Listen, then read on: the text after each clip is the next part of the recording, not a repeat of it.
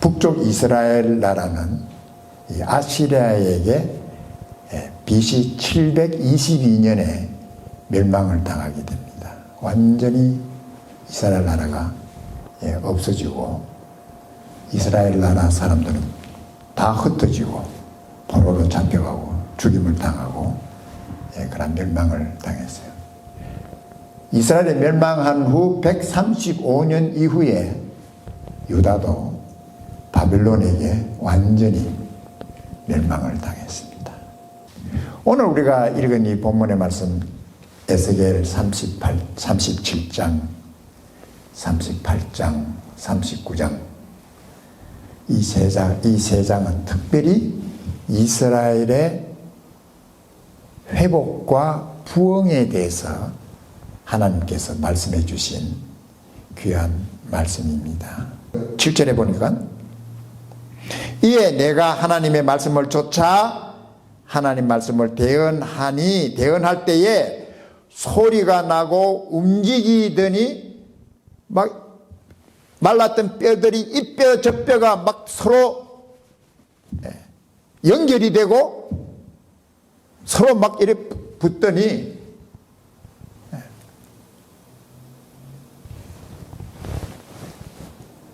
뼈들이 다 살아난 거예요. 살아난 거예요. 생기에게 대언하여 이르기를 주 여호와의 말씀에 생기야 사방에서부터 와서 이 사망을 당한 자에게 불어서 살게 하라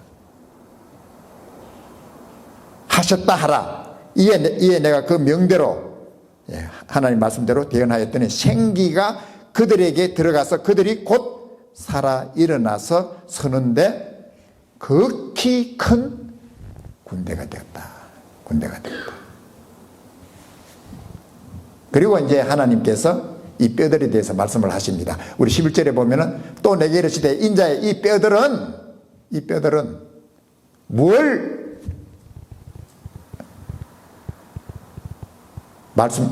말해주는가? 이 뼈들이 뭔가? 이 뼈들은 이스라엘 온 족속이라. 그들이 이르기를 우리의 뼈들이 말라고 우리의 소망이 없어졌으니 우리는 다 멸절됐다.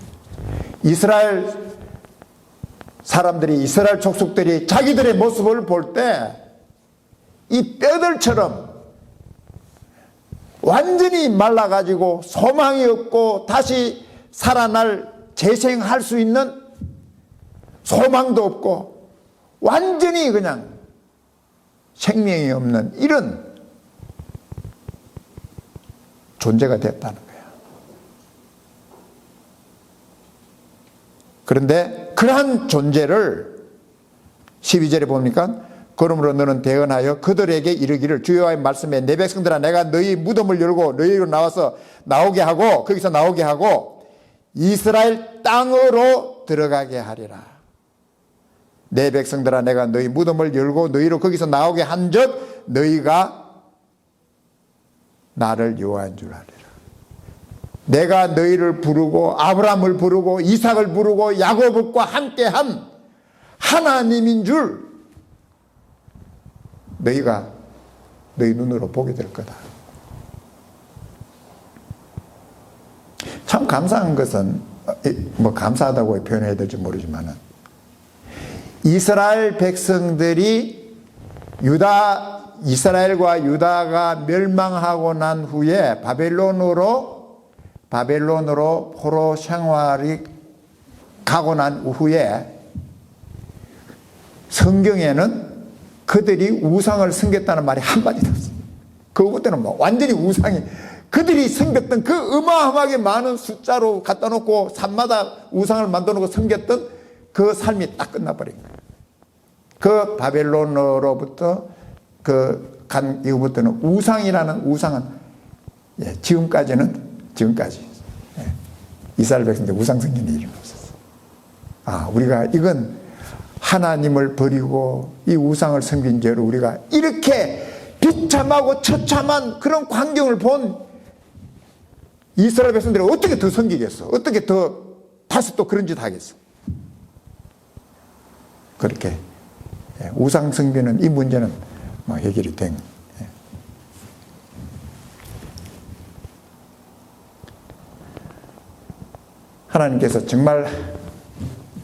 하나님께서는 한민족을 죽이시기도 하고 한민족을 살리시기도 하시는, 죽음과 생명을 주관하시는 하나님이시다 라는 사실을 바로 이 일을 통해서 하나님께 말씀해 주고 있습니다. 저는 이 말씀을 이렇게 이해를 하고 있습니다. 우리 성경학자들 어떻게 그런 분들도 있고 아니면 그냥 이 에스겔서에 있는 말씀대로 그대로 생각한 사람들도 있는데, 저는 이 37장, 38장, 39장은 하나님께서 이 세상의 종말에 일어날 일들, 이 세상의 종말이 되어서 일어날 일들이 바로 이스라엘을 통해서 말씀해 주셨다는 거예요. 마른 뼈들과 같이 생명도 없고 소망도 없고 죽음 그 자체로 있었던 이스라엘을 하나님께서 살리시고 하나님께서 회복시키시고 부흥시키는, 이런 인간으로서는 상상도 할 수 없는 이 놀라운 기적을 하나님께서 종말에 하나님께서 하시겠다 이거예요. 이 이스라엘을 하나님이 살리시겠다는 거예요. 우리는 그냥 이스라엘을 살리시는구나 이렇게 생각하지만은 이건 불가능한 거예요. 이스라엘이 자기 스스로 무슨 힘으로 바벨론, 페르시아 그런 나라들을 뒤엎고 자기들이 어떻게 살아날 수가 없지. 살아날 수가 없지. 다 흩어져 가지고 기껏해봤자 이런 이스라엘 백성들을 자기들이 볼 때도 마른 뼈 같고 소망도 없고 산다는 것은 이건 불가능한 이런 나라를 하나님 살리시겠다? 살리시겠다? 살릴 뿐만 아니라 큰 군대를 만들시겠다? 이게 인간적으로 이게 믿어지지를 않지. 인간적인 눈으로 볼 때는 이건 온전히 불가능한 그 성전까지 싹 다 거기에 성전에 돌 하나도 돌 위에 놓이지 않을 만큼 완전히 그냥, 그리고 이스라엘의 성벽도 완전하게 AD 70년에 이스라엘이 그냥 완전한 멸망을 당하는 그런 모습을 우리가 역사적으로 볼 수 있습니다. 그 후에 이스라엘이 2000년 동안 나라 없는 민족으로 가는 곳마다 멸시받고 천대받고 미움받고 살았던 족속이 바로 이 이스라엘 족속입니다. 이스라엘 사람들. 주이시라고 얼마나 멸시받아요. 얼마나 멸시받아요.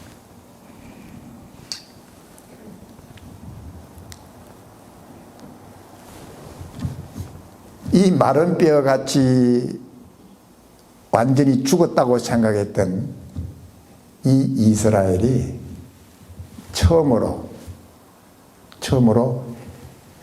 2500년 이후에 처음으로 독립국으로 태어나는 겁니다. 1948년 5월 14일 독립국이 되어서 유엔이 인정한 나라가 되는 거예요. 기적이죠. 이건 기적이죠. 2000년 동안 흩어졌던 이스라엘이, 유다 사람들이 본국에 들어와서 자기 나라 찾아가지고 이게 독립국이 됐다?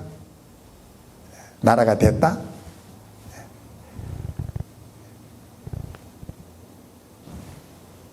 그리고 사울 왕으로부터 마지막 이스라엘 왕까지, 유다 왕까지,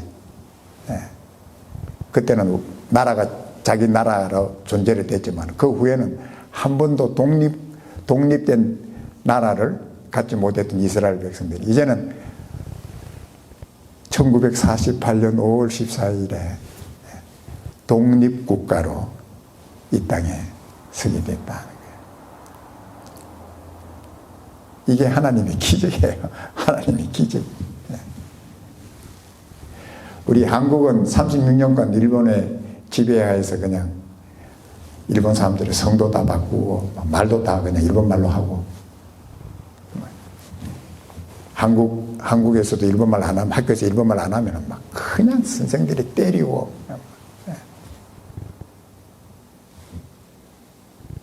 그래서 막 일본말 하도록 했던 그런 그룹. 36년에도 벌써 그냥 대한민국의 이 정체성이 막 없어질, 우리는 조선이라는 정체성이 없어질 그러한 그 36년인데 2000년이라는 이 세월은 뭐 이건 이스라엘의 자기 정체성을 가지려고도 가질 수가 없는 100년도 아니고 1000년도 아니고 2000년 동안 나라 없는 떠돌이 민족이 이제는 자기 본국에 와가지고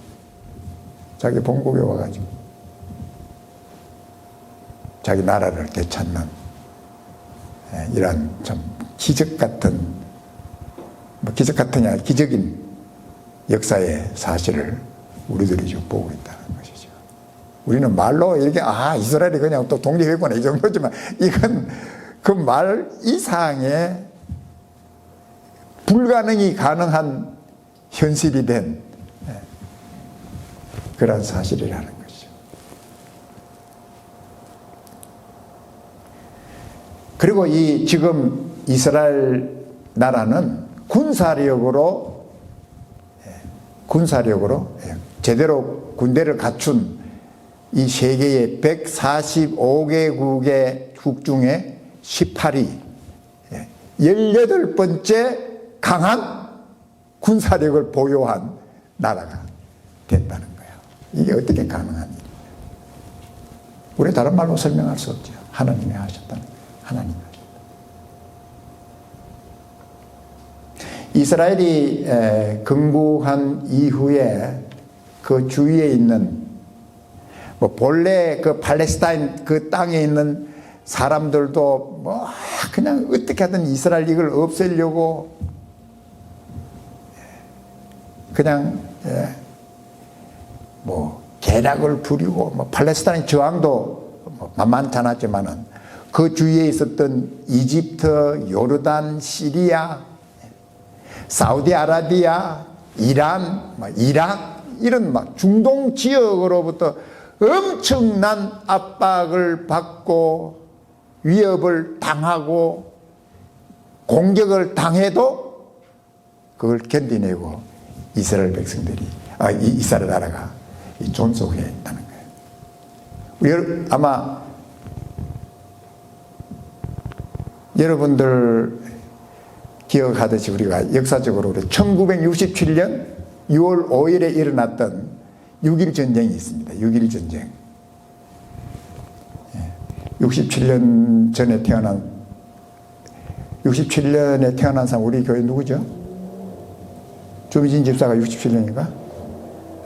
그러니까 주미진 집사가 태어난 그 해 6.1 전쟁이 일어났어요. 6일 동안 이스라엘과 아랍 연합군이 붙었던 전쟁, 그게 6일 안에 끝난 그러한 전쟁이 6.1 전쟁입니다.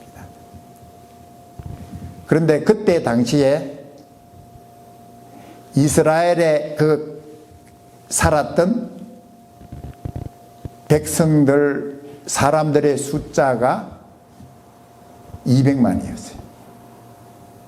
그리고 이스라엘을 공격하고 이스라엘과 전쟁을 일으켰던 아랍 연합군, 아랍 공화국이라고 그러는데 그건 그때 이집트 대통령 나세르가 중심이 돼가지고 아랍 공화국을 만드는데 그 숫자가 11억이었어. 11억. 200만 대 11억. 이게 전쟁이 붙은 거예요. 근데 200만이라고 하면 여러분들 우리가 기억 좀 나는 거 있죠? 나치 독일 히틀러가 유태인들을 죽인 숫자가 600만이야. 600만 이스라엘 사람들을 죽였는데 그 200만이라는 건 얼마나 작아. 독일 히틀러 한 사람 손으로 그냥 600만을 죽인 그 숫자에 비하면 200만도 적은데 11억 아랍공화국 전쟁이 붙었다? 이건 상대가 되는 게 아니에요. 상대가 안 되는 거예요. 상대가 안 되는 거예요. 이집트 대통령 나세르가 뭐라고 그런지 알아요? 이 이스라엘을 완전히 그냥 지중해로 그냥 완전히 수장시켜 버리겠다고. 지중해로 그냥 확 다 집어넣어가지고 다 수장시키겠다고 이렇게 큰 소리 치고 홍장담하고 이런 상황이었다. 그러니까 뭐 이스라엘 뭐 힘도 없고 꼼짝을 못했지. 그런데 전쟁이 붙었어. 전쟁이 시작이 됐는데 전쟁이 시작되자마자 이스라엘이 선제 공격을 해가지고 이집트에 선제 공격해가지고 3시간 만에 이집트에 있는 모든 공항 거기 군대 비행장을 다 선제 공격해가지고 다 때렸는데 그때 이집트 전체 비행기 수가 450대였는데 300대가 다 부서져 버렸어요. 300대만 부서진 게 아니라 파일로트, 그 다음에 군사기지, 레디어, 모든 그 군사기지들이 다 이스라엘 비행기에 3시간 만에 다 초토화 되어버렸어요.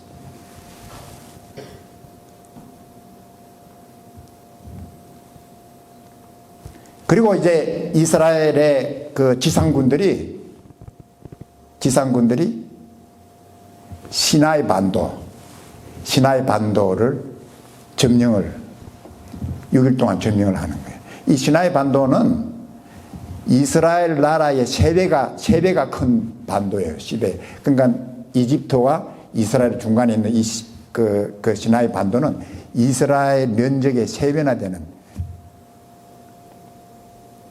그리고 이제 이스라엘이 제일 먼저 이집트를 공격하고 그 다음에 시리아 공격하고 그 다음에 요르단 공격하고 하면서 제일 신속했던 게 뭐냐면 스웨즈 운하를 이걸 잡아야 된다는 거예요. 스웨즈 운하를 잡아야지 이 스웨즈 운하 거기 이제 그걸 잡아야지 모든 게 다 이렇게 보급료도 절단시키고 다 할 수 있는 것이 스웨즈 운하인데 그 스웨즈 운하를 점령하러 갈 때 일어났던 일들이 이 또 기적이야.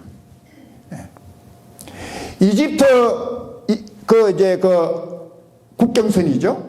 이스라엘과 이집트 국경선에 진을 치고 있던 이집트 탱크 부대가 이스라엘 탱크가 막 쳐들어오는데 그게 자기 편인 줄 알았대. 자기 편인 줄 알고 막 길을 비켜주는 거야. 비켜줘가지고 이스라엘 탱크 부대가 그냥 뭐 싸우지도 않고 그냥 막 들어가가지고 스웨즈 운하로 그냥 다 점령해버렸어. 그러니까 뭐 이집트 막 모든 뭐 보급 이게 다 절단돼가지고 뭐 더 이상 수송이 불가능하게 만들어. 그뿐만 아니에요. 요르단에도 그러고, 그 위에 시리아도 이스라엘 군대들이 다 자기 편인 줄 알고 이걸 누가 했느냐? 하나님이 다 하시는 거지. 하나님 다 하시는 거지. 그래가지고 완전히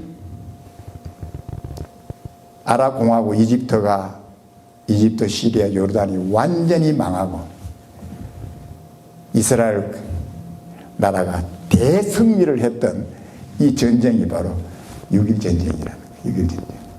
6.1 전쟁의 그 전쟁사를 쭉 제가 책을 읽어보면요.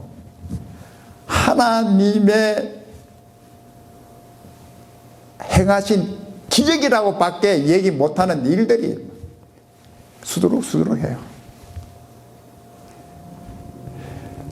한 부대가 이렇게 시나이 반도로 이렇게 한 부대가 기껏해봤자 한 열 몇 명 정도 되는 소대가 갔는데 일개 연대가 벌써 손들고 있어.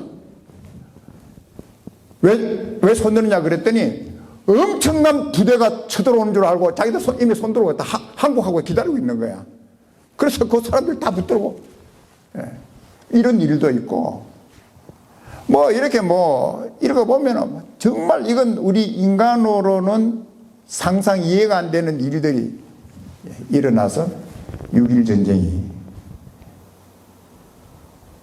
이스라엘의 대승리로 끝나는 그런 참 일들을 우리가 역사에서 우리 눈으로 볼 수 있다는 것이죠. 이스라엘 장군이 그랬습니다. 이스라엘 장군 한 장군이 하나님이 하시지 않고는 이런 일이 일어날 수가 없다는 거예요. 자기도 전쟁에서 장군으로서 싸웠지만은 하나님께서 하시지 않으면 이런 일이 일어날 수가 없다. 이렇게 율전이 통해서 일어날 수가 없다.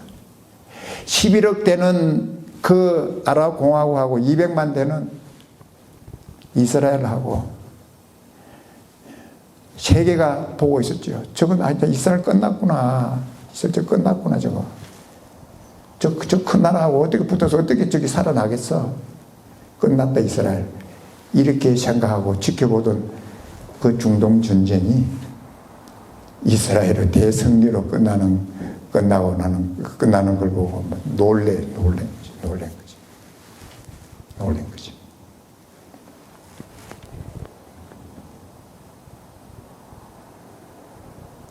이것이 바로 하나님의 역사다. 저는 이 에스겔 37장 우리가 읽은 이 말씀이 바로 이 상황을 얘기하는 게 아닌가. 이스라엘에 다시 회복되는 이 놀라운 일, 그리고 회복될 뿐만 아니라 이스라엘이 부흥이 되는, 점점 강해지고 강한 군대로 가진 나라로 발전하는 이러한 모습. 우리 현재 이스라엘 상황도 그렇습니다. 우리 잘 알듯이 이스라엘 나라 영토가 우리 당국 강원도보다 조금 커요. 경상남북도를 합치면 이스라엘보다 더 크지. 그러니까 강원도보다 조금 더 큰 나라가 그 영토를 가진 나라가 이스라엘입니다. 그리고 인구는 2021년 통계로 한 930만의 인구를 가졌다고 그래요. 그 가운데 유대인들만 숫자는 한 750만 명, 대략 한 750만 명 되고, 그 외에는 아랍인들, 그 이스라엘 나라 땅에 사는 아랍인들이 한 180만 명, 나머지 소수 민족들이 좀 있고, 그런 현 나라입니다. 우리가 잘 알겠지만은 이스라엘에 지금 핵폭탄이 100개가 넘는다고 그러죠. 가지고 있는 핵폭탄 한 100 몇 개. 그때 6.1 전쟁 일어났을 당시에 소련이 개입하려고 그랬어요. 소련이 개입을 하려고 했는데, 소련이 개입하려는 그런 움직임이 있으니까 미국이 또 일어난 거지. 그러니까 이거 잘못하면 3차 전쟁이 벌어지게 되니까 휴전하자. 이래가지고 이제 6일 동안에 모든 전쟁이 다 정지가 되고 이제 휴전이 됐는데, 모르겠어요. 이 말이 사실인지는 모르겠는데, 이스라엘이 핵폭탄을 모스크바에다가 그 미사일을 딱 갖다 대놓고, 너희들을 우리 전쟁하는데 끼어들면은 핵폭탄 날린다. 그래서 소련이 손을 못 대고 그랬다는 얘기도 있어요. 이건 정확한 얘기인지는 아닌지 모르겠지만, 그만큼 하나님께서 어쨌든 이스라엘 백성들을 지켜주시고 했던 그런 모습 볼 수 있습니다. 왜 이스라엘 나라가 이렇게 좀 중요한가? 왜 중요한가? 성경에 참 거의 모든 하나님께서 이스라엘을 중심으로 이 인류 역사를 움직여 나가고 있는, 그래서 왜 이스라엘이 이렇게 대단한 나라인가? 뭐 이런 생각을 할 수밖에 없죠. 이스라엘 나라는 어쨌든 간에 특별한 민족입니다. 하나님께서 선택한 민족, 아브라함을 선택하셨고 이삭과 야곱을 통해서 하나님의 백성, 내 백성이다 라고 선택한 민족이 이스라엘 민족이에요. 하나님 행동을 보면 얼마나 하나님 속을 상하게 만드는지. 하여튼 고집은 이렇게 고집스럽고 말 안 듣고 마음이 강팍하고 막 그냥, 하나님께서도 모세한테 야 이거 없애고 내가 너를 통해서 다시 새 민족을 만들겠다고 할 만큼 목이 곱고 고집스러운 이 민족을 그래도 하나님 끝까지 붙들고 계셔요 지금. 그리고 이스라엘 나라는 많은 역사학자들이 얘기하듯이 이스라엘 나라는 인류 역사 시계의 바늘과 같다. 이스라엘이 이스라엘의 상황 보고 이 세계 역사가 이 정도 왔구나, 몇 시 됐구나. 그래서 어떤 역사학자는 그러죠. 인류 역사 5분 전, 12시 5분 전, 5분 후가 되면 이제 인류 역사 끝나게 되는 뭐 그런 상황을 얘기도 하지만, 이스라엘을 하나님께서 인류 역사의 시계의 바늘처럼 이스라엘의 모습을 보고 우리는 인류 역사가 어디까지 왔다는 것을 볼 수 있도록 해주는 그러한 나라다 하는 것이죠. 언젠가 이스라엘 백성들이 그들이 거절하고 부인했던 예수님, 그들의 메시아, 그들을 구원해 주신 메시아를 거절하고 십자가에 못 박은 그 예수님을 이제 이스라엘 모든 사람들이 회개하고 그들 입으로 예수님이 참 메시아시오, 그리스도이십니다, 우리의 구세주이십니다, 구주이십니다라고 고백할 그날이 있다는 거예요.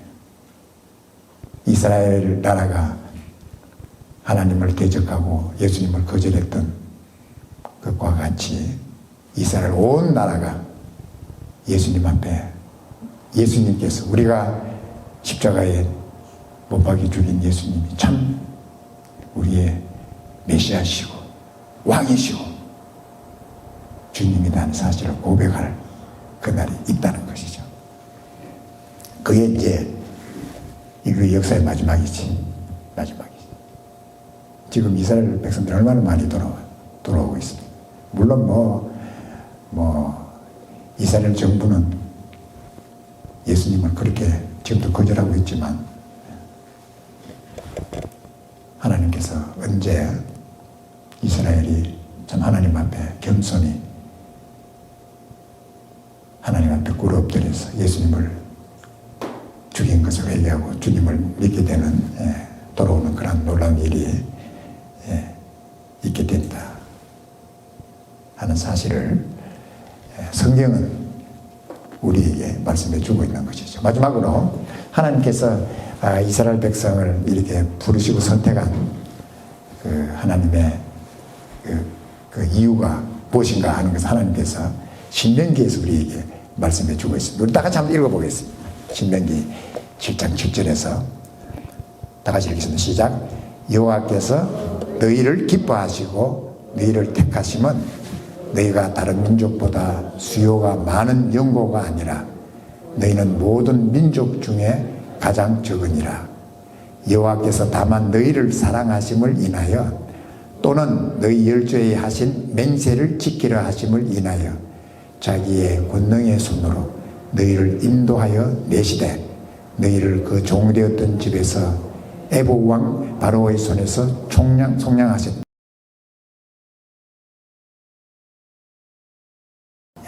하나님께서 이스라엘 백성이 뭐 대단한 나라이기 때문에, 민족이기 때문에 선택한 것도 아니고, 나라가 크고 강하고 뭐 세계를 지배할 만큼 그런 대단한 나라이기 때문에 이스라엘 백성을 선택한 게 아니라는 거예요. 그렇다고 이스라엘 백성들이 하나님 앞에 또 막 잘하고 그래서 선택한 게 아니라, 하나님의 조건 없는 무조건적인 사랑,